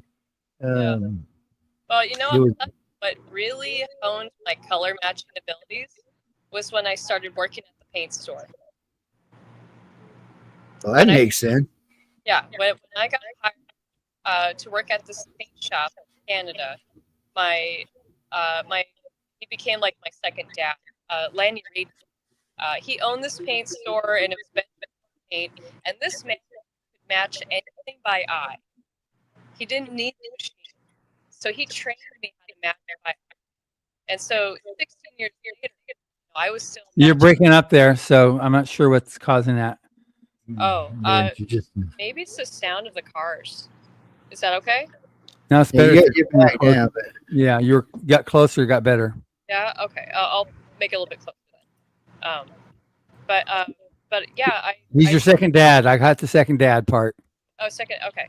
So my boss, Lanny Reedman, he became like my second dad because he trained me how to match color by eye because he could do it, and he didn't need the machine. So when you go to like a Home Depot and you bring him a sample and you ask them to match the color and they'll put it under the machine to match it, he didn't need that. He could do it by eye, and he taught me how to do that. So because of that training, I felt like it really helped me hone in on my color matching abilities for all of my paint. I can understand that. One of my best mixes was at BLP. I used to bring him stuff all the time. I said, Dan, can you do this? He said, Joe, you just like challenging me. I'm like, no, I just need it. And he'll come back and bring. I have never returned paint to his store ever. But now I have to Home Depot and Lowe's and a few other places that actually use the machine to match it. They stick it under the thing and beep. Okay. And then they match it. And it always shows the difference when I go to touch it up. But when Dan does it, it never. I mean, when he did it, never. It was perfect. It made my life so much easier too, because I could go in and touch up a house or an apartment and save a bunch of time, save the client money, and still make a good chunk of money. Because a touch up on a 2,000 square piece was about $700. Took all of about 20 minutes. So it was nice to have somebody say, I said, yeah, I can understand that, because he had an eye and a half of that. I would crack up, I'd give it to him. He's like, all right, let me do this. The only thing he hated is every now and then we'd bring him a white that had been, there were heavy smokers in the house. Challenge accepted. Yes. And he would do it. Yeah, he would do it, but he would, yes. And it's just part of it, though. Oh, wait, where were we at? And I lost where I was. Larry Elmore talked about how he had problems matching colors, mixing colors and stuff like that to do different things. And he had to have a friend teach him how to do it so he could actually do the color mixing.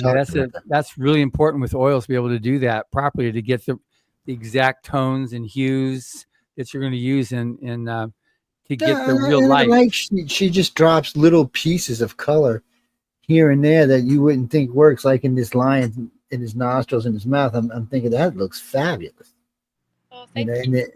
And then just the way you've shaded out the colors of I guess that's the mane coming out. That's what it looks like anyway. It just is so nice, and it flows. You know what? That kind of looks like Emily's hair, man. Okay. The way she got her, she's got her shaded right now. It looks really good.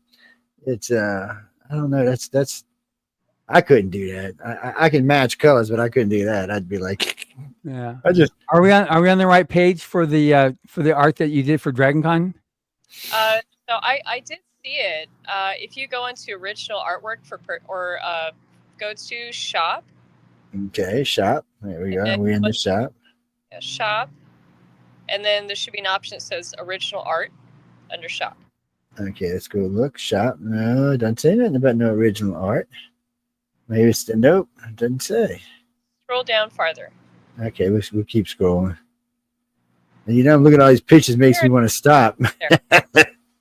Okay, where am I? Wait, where? Oh, right there. Okay, I see it. Okay. Yeah, I got you. Okay, there we go. Let's get back. Oh, yeah, I was looking at this a little while ago.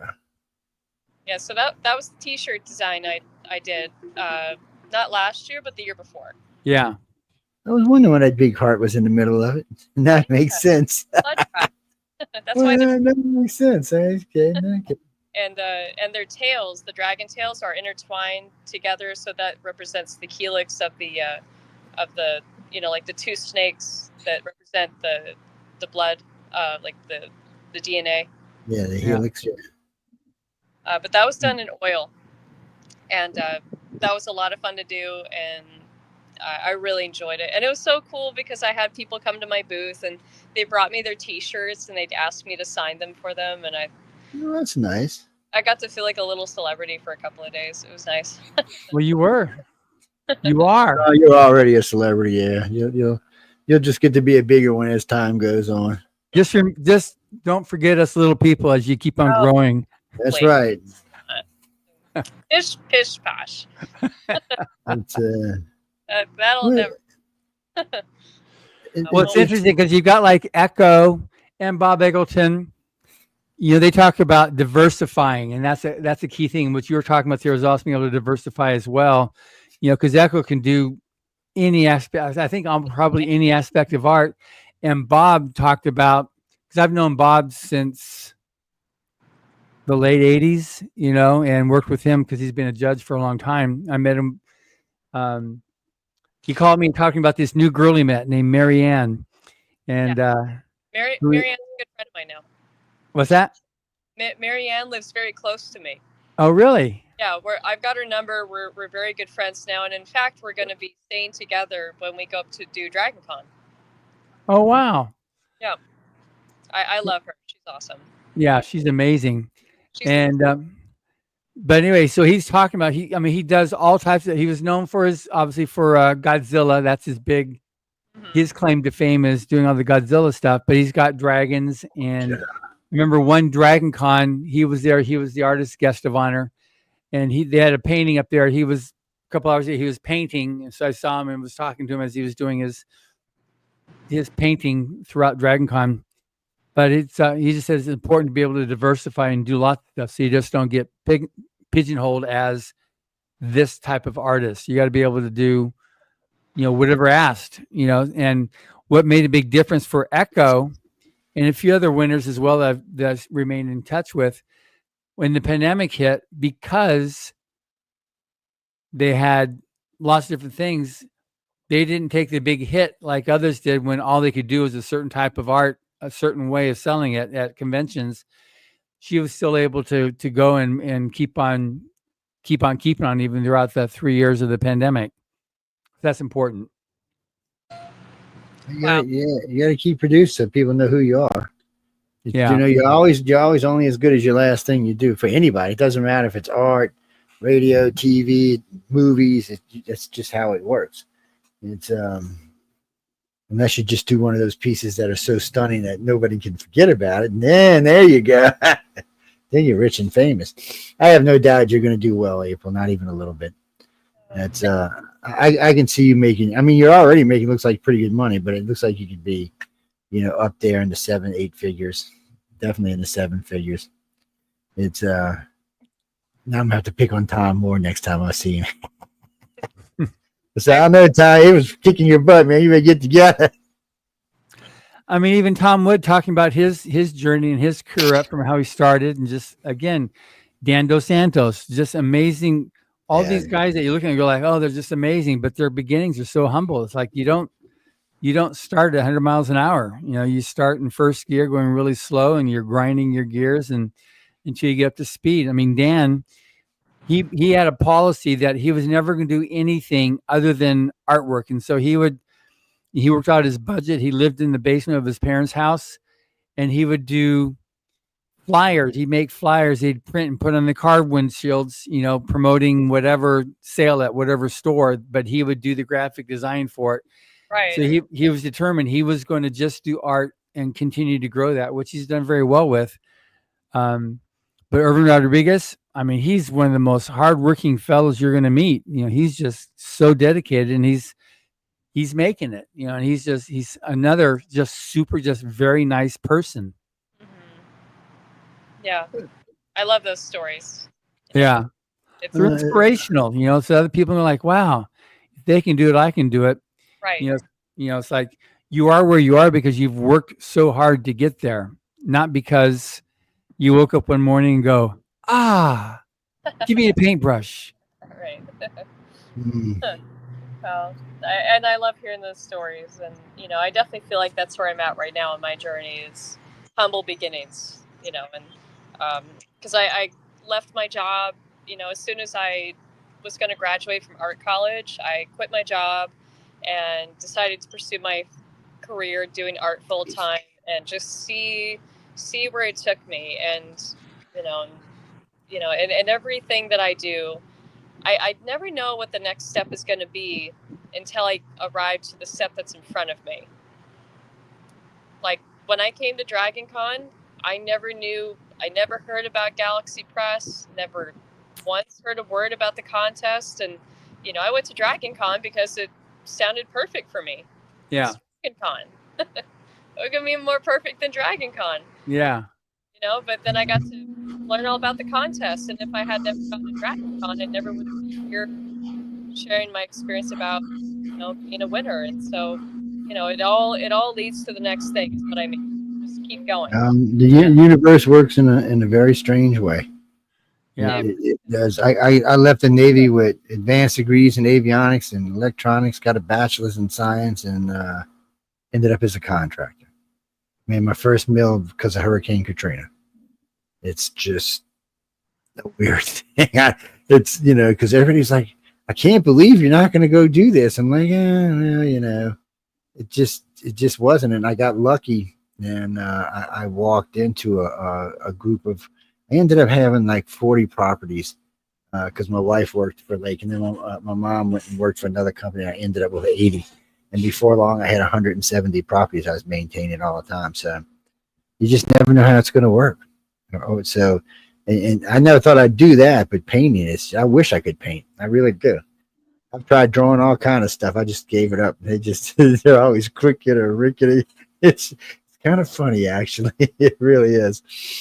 But no, I was picking on Tom and Larry because we were talking about, we've been wanting to do a little contest. I know I've told you this before, but for a while, we just needed to find 6 people who could draw dragons. And I think we're at 4. I think we need to find 2 more. But I said, well, we'll put the 2 winners against the 2. I said 3 winners against the 3 judges and see who comes out on top. I gotta say, girl, I don't know. You may win it. I don't know. I mean, Larry's great, and I love Larry, and you know, I talk to Larry when I get a chance, but. I don't know, man. You got Tom beat already. I've already told him. I said, you might as well come, Tom. He's already got you beat. He's like, he's I'm gonna smack you, Joe. I'm just telling you ahead of time. I said, you know, I love you, Tom. We're just trying to keep you sharp, man. Yeah. But he draws so much. He sent me the very first time we ever did an interview, he sent me a ton of stuff over. And I mean, he was into everything. I mean, you name it. He was doing, plus he had that NFL stuff and NBA stuff, and you know, was doing a lot of that kind of thing, and commercial stuff. And then, of course, Echo sent me all those commercials over she was doing. And it's just, you know, it's a lot of money in that kind of stuff. A lot of money in the gaming stuff. And there's a lot of dragon games out there. I mean, well, down here. Have you done cards at all? Any game cards at all, April? So it's so interesting because over the years, and this is how it's happened. Over the years, I've known a guy who knew a friend, who knew a person, who knew a guy who knows the art director. And years that chain of knowing someone has shortened. So now I know a guy who knows a guy. And I've reached out to maybe 5 art directors, and you know, I've had 2 replies, or I think 3. But you know, I get replies, and you know, nothing yet, but you know, I will just keep pursuing, and I will just keep putting my out there. Yeah. You should do a tarot deck. So you should do a dragon tarot deck. A friend of mine did the Daughters of the Moon. Deck. And yeah, he did. Danny did the Daughters of the Moon. First year it didn't sell any. Second year it sold 1.5 million. Third year it sold 3 million, and most of them were being sold overseas. They weren't even being bought here. And right. They were round. They weren't even nothing special. He kind of did them mostly in black and white. I mean, I was like, how much money did you make? He said, you don't want to know. I said, apparently I don't. And but I know 3 people who have done tarot decks and made more than $1 million. I'd like to. Yeah, and I mean, I would really like to. Definitely. And dragons are very popular, so and you're a very talented artist, so it's kind of a combination. But I imagine it's a long, drawn out process. So, what are there?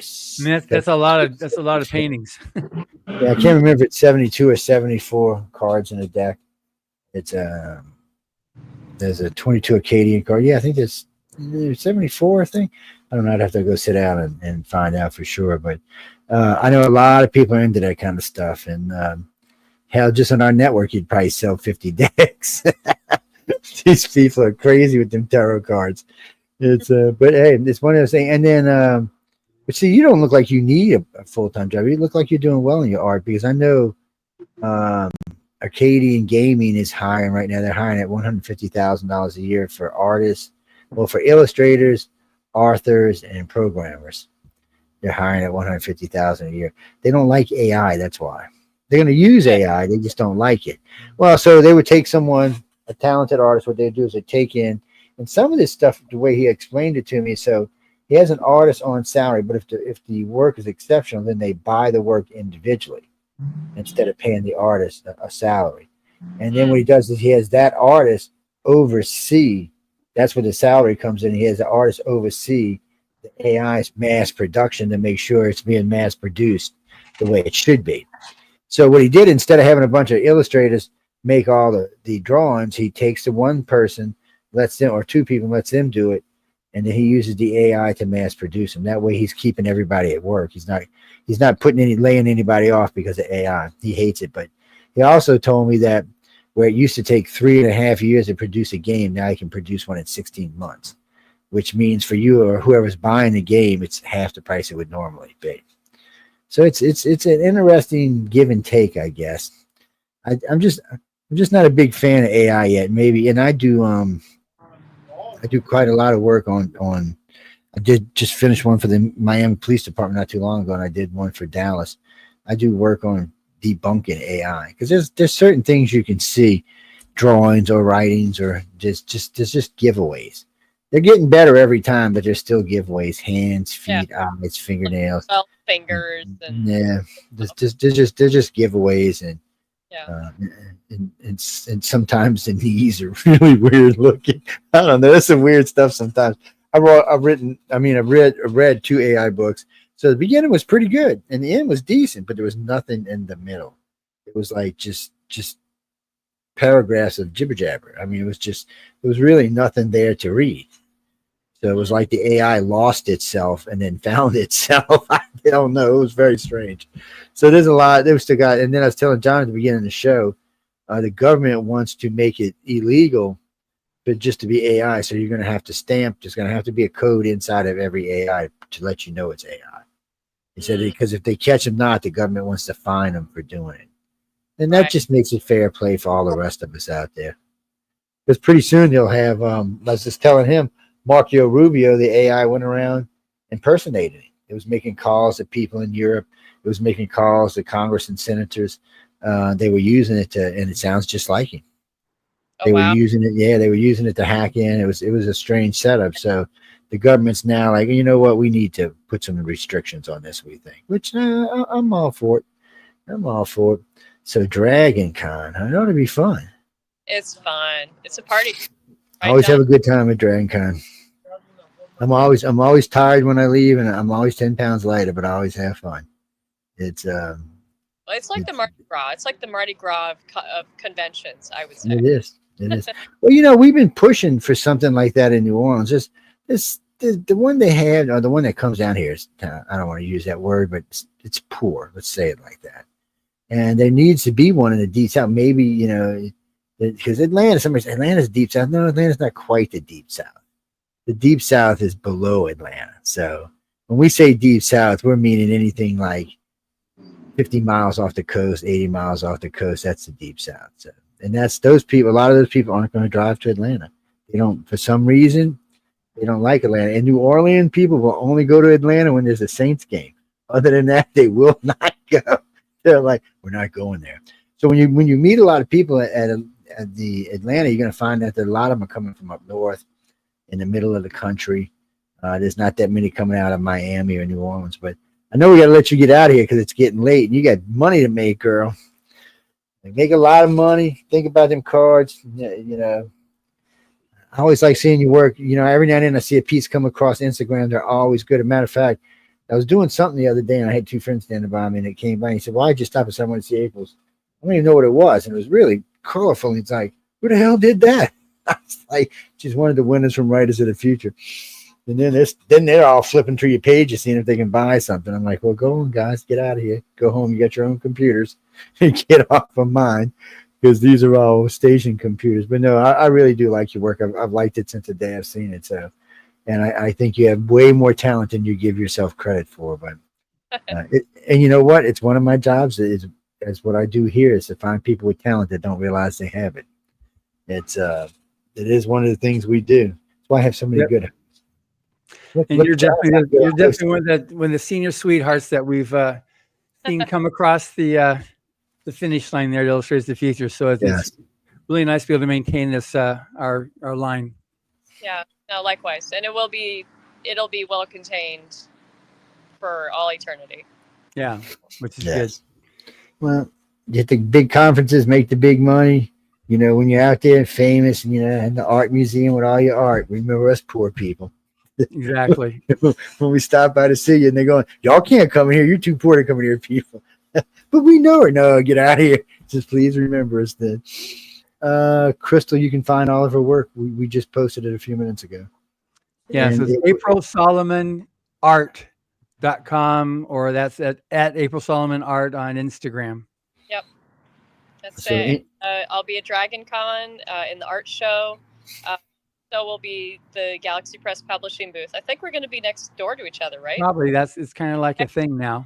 I love that. I still that every year now. Yeah. Yes. Plus this year we get extra space this year because we're going to have more of our winners featured. So 3 of them are going to be stationed there showing their arts. Yeah. So it's really cool. Yay. So we'll be right next to them. Plus, we have like half a dozen other winners over the years, too, that are interspersed throughout the show. So I said, we're going to do a thing. I'm going to get invitations to all the past winners. So we're going to work out a dinner that everybody can hopefully go to. I think we're going to go for Saturday night. That'll be fun. Let's do it. Yeah, definitely. It's 7:30 once everything closes down for the day. I'm wearing a disguise. I'm coming into disguise, man. Coming into disguise. Ladies and gentlemen, we got to get out of here. I know I'm due to be on the chat in less than 20 minutes. So be sure if you're listening to this show and you're into craziness, you can stop by and check out the chat. It's not like this show. It's not refined. It's very bad. People act like, well, I can't even say the word they act like on this show. Well, you're nice when I was on it last week. Well, John was, we were polite when John was there, but we'll be talking about a whole range of topics, you know, on the chat. There's a lot of topics. It's also listener driven. So the listeners get to pick the topics. We do bring on guests from time to time. There's a lot of stuff goes on over there, and we're always looking for hosts. Remember, it's a multi-host show. Usually there's 5 of us. I think tonight there's 3 of us. Come on by, say hi, don't get in trouble. If you got a good topic, send it in. Maybe one of the boys will pick it up and talk about it. And remember, I am very bad over there, so stay off my bad side. On that note, we got to get out of here. I want to thank everyone for tuning in to United Public Radio and the Arthur's Quill. Don't forget to catch out Writers of the Future opens up on the day. Coming up with the professional, which is Echo Chernick. She's always a sweetheart, and it's always good to watch. Sometimes her husband Lazarus there, so you can catch him in. And then we follow up behind them. Then the chat follows up behind them. And starting next week, Sean Hazlitt is going to be taking the late night slot on here. So y'all can check him out as Mr. Tank Driver. he's a Writers of the Future winner. Yeah, he's also a Writers of the Future winner too. We have a couple on the network, and no, Sean's a lot of fun. Sean's actually got a couple of PhDs. I just like to call him the Tank Driver because he drove a tank. It's and thank you, Stephanie. We do have 7 military people on the network. Yes, we do. So different branches. The only branch we don't have is that little girly branch called the Air Force. But other than that, we represent all the other branches. On that note, good night and stay tuned for the chat.